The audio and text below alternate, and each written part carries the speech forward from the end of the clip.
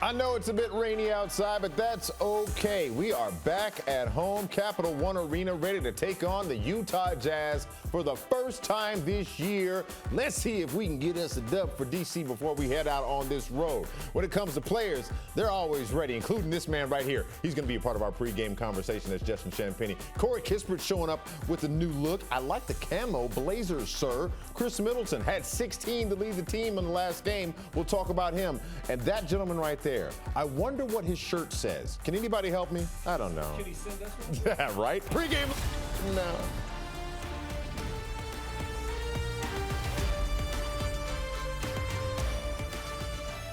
Well, hello, kids. How you doing? Welcome to Wizards Pre-Game Live. Wes Hall here with Jason Smith and Ron Thompson. We're going to have ourselves a good conversation about some basketball. Hopefully you are inside dry. I know the weather has been a little ugly today, but basketball is going to help clean that all off. Gentlemen, first of all, how you doing? Hey, at least it's not snowing outside. I can take the rain. No snow. It's starting to warm up. And it's not cold. That's true. Double golf That claps. is true. All right, now, well, let's shift gears to basketball real quick because I want to take a look at Jason about something I think we appreciate, which is third quarter growth. It has been a thorn in our side, but for some great reason, last couple of games, third quarter has been in Washington's favor. Well, you take it into perspective. In the last game, they had a terrible second quarter. They went 3 for 23 from the field. They were 0 for 9 from 3. You fast forward to the third quarter, whatever was said in that halftime locker room, they made sure to go out and execute on the offensive end. They had great production from George, Sarr, Holmes, Bub. I mean, you could go on and on down the list. And when you outscore a team 32 to 26, that gives yourself a chance to kind of get back into games. If they could just shore up the absence of the second quarter or a first quarter or a fourth quarter where they have the lulls and you can have that consistency, that's where you can give yourself a chance to win some more games. It's interesting because, again, we've talked about this during the season about playing a complete game. And first of all, this is the best of the best. So good luck to anybody putting 4 full quarters together. But I'm glad to see that they made the adjustment at the halftime period because that's the thing that's been a problem, getting that righted. But something that they've done positively on the court is attacking the paint. Ron? It's your turn. Yeah. Take us in the film room, sir, and break down what you've been seeing. Well, that's what's been their biggest production is when they've come out at halftime and they've made their adjustments. And one of the adjustments that they've made is they've realized they can't just pass the ball around the perimeter. That when they get in the ball screen action and either hit the roll guy or the point guard turns the corner. This time they hit the roll guy, and then where are you now? You find yourself 2 or 3 inches from the basket. Here's another pick and roll action right here. As you see, Sarr slips it. Milton decides to keep it and just backs his man down. And what happens, once you start to back your man down and get closer to the basket, the defense has to collapse a bit. And then what does that do? That leaves the perimeter wide open for jump shots. Anytime there's action going towards the basket, for some reason with this ball club, positive things always happen. You're going to see Kispert right here. He's going to hit it hard as opposed to settling for the 3. Then what happens now? The defense is scrambling. You see a lot of interior passes. And then Holmes right here goes up, gets the and one, and makes it look easy. This ball club plays an awful lot better once they start to make 2 and 3 passes to get the defense mixed up. Then after those passes, they start to attack the basket. When they attack the basket, good things always happen. I love the scrappy nature of this team. You talk about the last 3 games, third quarters to be exact, Ron, to your point. 34 points, 30 points, 32 on Monday against the Heat. Look at those field goal percentages and the 3-point percentages in the third quarter. I'll take that for a whole half if you want to give it to me now. Those are some astronomical numbers, and we appreciate that, but that's not all. Another good thing that we can appreciate is about the guys who are contributing. One of them happens to be a guy off the bench who I'm really appreciative of his effort, and you probably can guess which one. Who do you think I'm talking about? I'm thinking good sir of Champagnie. Oh, I see what you're doing there. Champagnie. Speaking of champagne, let me just go ahead and say some champagne. Happy belated birthday to you. I appreciate it. Thank you. While Thank he you. was way Not in my 40s yet. Still 39. Yeah, still. Huh? And knees ain't hurt yet. Yeah, well, I don't know about that. So he's not fine wine yet. No, not yet. Not yet. Okay. Aged, but not fine wine. But speaking of Justin Champagnie, I actually had a chance to catch up with him before the game tonight over in Cap One Arena. Listen to this conversation. Ahead of tonight's matchup against the Utah Jazz, I'm sitting next to a man with a new plan in his hand, Justin Champagnie. Yes, Congratulations Appreciate on the you, new my guy. contract. I want to just get your thoughts about the moment when things changed for you. Where were you and how did it come about? We was in Miami. Okay. My agent had hit me up, told me it was finalized. I'm about to sign it the next day. And I was just super happy, man. You know, only thing that came to my mind was my family, all the work I put in. And, you know, it's been 4 years, like I always tell you, it's been 4 years of hard work. And I'm just happy to see it all pay off and be able to change my family's life. What does that do from the basketball side now that that part of the basketball experience is taken care of? What does it do for your on-court performance? I think it just gives me a little bit more confidence to go out there and be myself, play how I play, do what I do, and continue to be that dog out there and show why I got what I got. I love that. Now, your brother, you know, there's competition. Oh, yeah, you know that. What did he have to say about it? What did Julian have to say? Nah, he was super happy. He called me. He was just like, yo, like, you know, nobody's putting in as much work as you. You've been through the mud, up, down, all the way around. Like, super happy for you, super proud of you, and can't wait to see him again. One of the things that we appreciate about the way that you perform is that you're a guy that fills in the gaps. Some nights what you do might not show up in the box score, but when you're watching the game, like, that guy is legit. What does it say about this environment to where you've been able to showcase your talent, but also be financially rewarded for it? Yes, sir. I think everybody around here believe in me. They believe in what I do out there. They let me go out there and be myself, which has been the biggest thing, a part of my career, is just being able to go out there and play how I play, act how I act, be me, be tough, bring that energy. And I think I found a home where I could do that at, you know. I love it. Get to show it every day. So I'm super happy, super grateful for it, and can't wait to do more. We love having you here. Yes, Final sir. question for you, my friend. At home, Uh-huh. one game, you got a long road trip coming Yes, up. sir. The value and the importance of getting one tonight. I think game one tonight kind of set us up for the road trip pretty well. Get back in that win column, get the energy back, get the ball rolling, and hopefully go on this 12-day road trip and get right. I'm brother. Yes, sir. Appreciate you. My guy. Justin Champagne. Yes, sir. Woo! Big man. I'm about to borrow the dollar from you later on. Great time hanging with Justin. Taking a look at his career year. 41 games played, averaging 18 minutes. I'll take the 8 points. The 50% from the field, 37 from behind the arc, and he's giving you 5 boards. All career highs. Congratulations and well played, Justin Champagne. Guys, one of the things that stood out as I'm listening to that conversation, I'm thankful to be myself. Slide in the family stone for those who don't know where I'm going on. I didn't know, so I was trying to figure out where you were going with that. I'm going to make sure we all do. But the importance, Jason, of being able to be yourself and the fruits that come from that tree. Well, he's done a lot of hard work, whether it be in the G League, going out there and sparing minutes, sometimes starting a couple games. And to have the opportunity to go out there and be yourself, playing within yourself, of knocking down threes, getting offensive rebounds, being able to drive to the basket, not really being limited in his game. And the coaching staff has really seen his production go up this year because he's getting the opportunity with a lot of injuries, with a lot of really good rotational, I guess, lineup changes. I mean, he's going out there playing, whether it may be 5 minutes or 20 minutes, he's going out there and producing, and he knows that no plays are going to be run for him. Right. He has to be that glue guy, that kind of going out there and making sure I can create my own when I need to, but also I don't have to have things run through me to have success on the floor. Ron, tonight we're celebrating G Wiz and Operation Blue, and so you asked me, like many other people, like, what is G Wiz? I'm going to ask you from a coaching perspective, who is Justin Champagne as a player from that perspective? It's really easy. The first player that comes to mind to me is a guy like Jason Hart. You know, Champagne is a plug-and-play kind of guy. Okay. As you touched on, you don't have to run any plays for him. He's always ready. He's going to get deflections. He's going to get on the floor for loose balls. If the coach needs somebody to knock down a jump shot, he's going to do that. If he needs to be in a situation where he needs to create, he'll do that. He does all the things that you know that sometimes don't show up in the stat sheet. But what's unique about him is he does things that do show up in the stat sheet as well. That part. You know, he will get you rebounds, he will get you tip-ins, he will get you deflections, he can score the ball. He's one of those guys that as a coach, when you're trying to figure out this guy signed to a long-term contract, and every day in practice, Champagne's killing him. And he's trying to figure out, like, well, I can't keep this guy out the lineup. Champagne made it very difficult for the Wizards. And also, he made it very easy for them also because he came in, did his job. They couldn't frustrate him. They sent him back down to the G League after he went on a tear and played well. And then what'd he do? Came back up, picked right back up where he left off. Didn't pout, didn't complain. He was a true professional. It's well-deserved. Jason, same thing. Being a pro, we talk about this. You have to be that in order to get the reward. Oh, absolutely. And this is something that he's kind of prided himself on. He does the work in practice. He goes out there in the games, and coach doesn't have to worry about him and what he's going to do. He does every little thing the right way. He makes the right pass. He shoots when he's open. He drives to the basket. These are all things and reasons why he's gotten this contract now. Shout out to Justin Champagne. Congratulations once again. And one of the things that I appreciate about both the things you guys said, not only does he do it offensively, but he does it defensively too. And when we come back on the other side, we're going to take a look at defensive adjustments from your Washington Wizards and the things that come from it. Also led by this guy right here, Bilal Coulibaly. when he's guarding you, you might want to make a business decision to try to go around him. That's all I'm going to say. But I do want to remind you, though, that in the latest episode of Hometown, Rachel sits down with actor and DMV native Ben Feldman, and he tells her some behind-the-scenes stories about some of his most iconic TV roles, and they reminisce about going to the same high school in Potomac, Maryland, and a whole lot more. You can stream it anytime on the Monumental Plus app. Pregame live, back in a moment.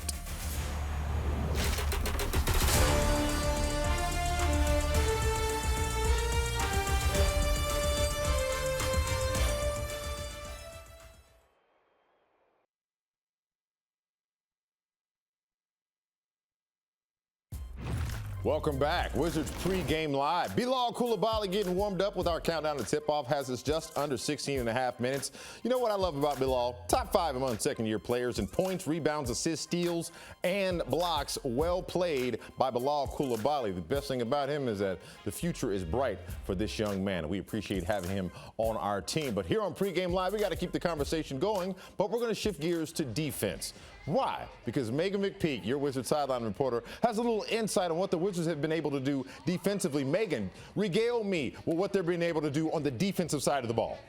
Well, when you look at the numbers since the All-Star break, Wes, they are in the top 10. Yes, you heard me correctly. They are in the top 10 in multiple defensive categories. And yes, you can add in the fact they added a guy in a Defensive Player of the Year in Marcus Smart. They added a stalwart in a defender in Chris Middleton. But it goes back to training camp and the type of defensive habits that Brian Keefe wanted to implement from day one. You're now starting to see the fruits of the labor of sticking with it, buying in, and fighting through the ups and the downs of what you're trying to do, and you're starting to see it come out on the other side. So since the break, yes, you add 2 great players, but this was all implemented before the break, before they made those moves to get them, and now you're starting to see it come out on the other side with guys like Bilal, as you mentioned, Keyshawn, these long, lengthy, athletic defenders. It's starting to pay off.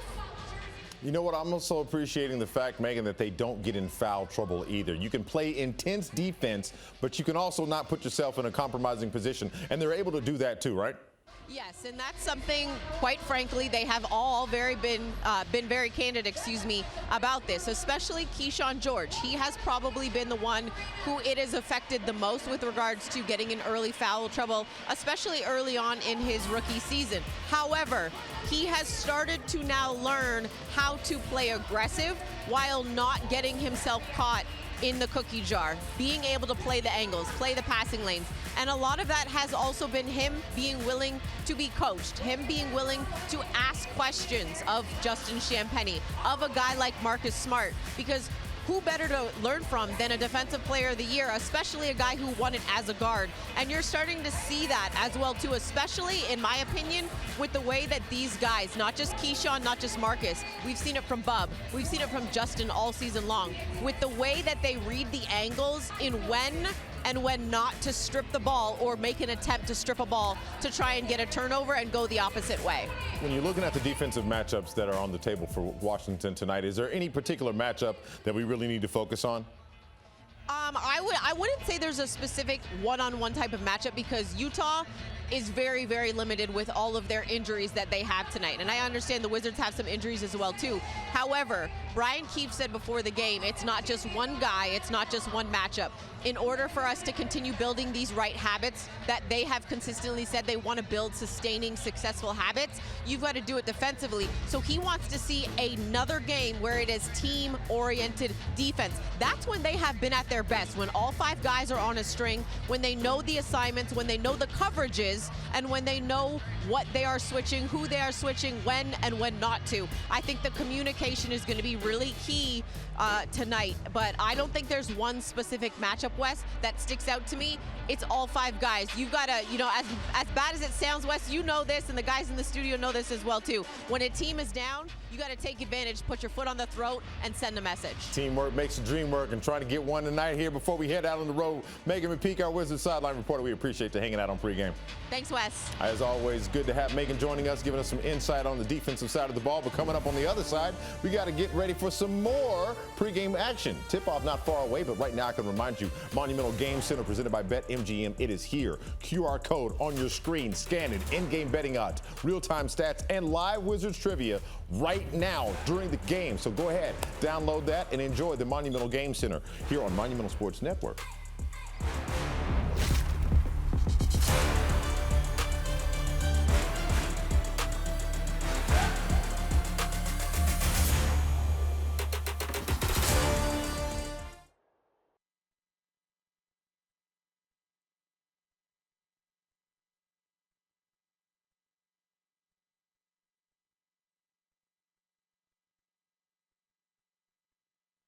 Welcome back to Pregame Live. It's time to take a look at our ESPN Bet Sportsbook pregame parlay that involves Bub Carrington having 20 or more total points, Alex Sarr with 2 or more total steals and blocks. Don't forget the points and assists for Bub. And Chris Middleton with 12 or more total points. Remember, as the Wizards, that's exactly what he's averaging.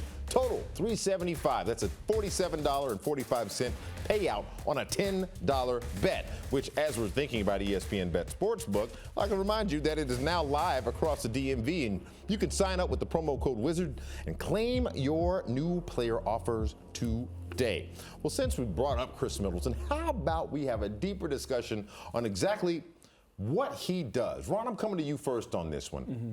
What is it about his recent performances? Because, again, the last 5 as a Wizard, he's averaging 12 points. Mm-hmm. Why is he able to be successful? Well, I think the biggest thing is his experience. He's been around this league. He's a veteran. He's won a championship with the Milwaukee Bucks in 2021. He's a 3-time All-Star, so there's nothing that he has not seen. He's been accustomed to getting buckets. So it's not surprising to me that as he's gotten more comfortable with each game, his point production has gone up. It's taken a minute for, I think, the young cast that the Wizards has to get accustomed to playing with him, you know, and once they start to understand where he likes it, where his sweet spots are, he's just going to take off like gangbusters. He's a guy that can get it to you any kind of way you want it. He can put it on the deck and get to the basket, or he can hit the long ball. Yeah. He's somewhat of an old school scorer. Yeah. He can just get you points however you need it. So with his experience, with his all-star experience as well, there's nothing that he's going to see playing for this ball club that he hasn't seen before. Jason, does he remind you of anybody?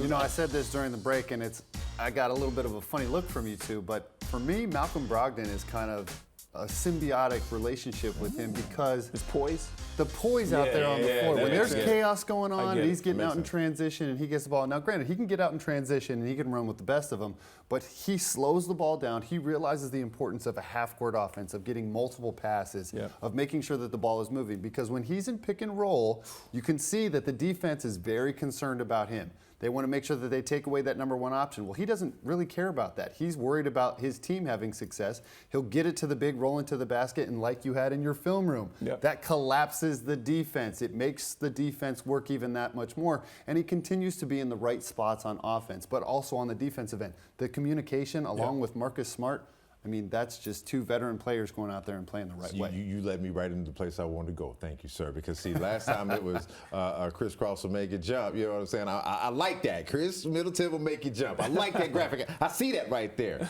That's the energy you want, because that combination of what he has from Marcus Smart, a little bit of the feisty, the cerebral nature of Malcolm, I like that combination of a guy right there. And you talk about the experience. We love that. I do want to take a moment to handle some housekeeping, and that's looking at tonight's injury report. And it's pretty simple.